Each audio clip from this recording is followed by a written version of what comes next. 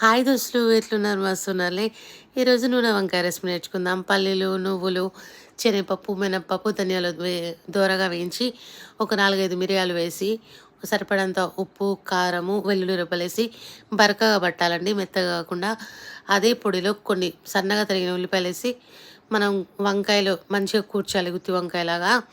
ఒక ప్యాన్లో ఆయిల్ వేసుకొని అందులో జీలకర్ర, కొద్దిగా పసుపు వేసి ముందుగా రెడీ చేసుకున్న వంకాయలు అందులో వేసి 3-4 నిమిషాలు మగ్గనివ్వాలి మీడియం ఫ్లేమ్లో.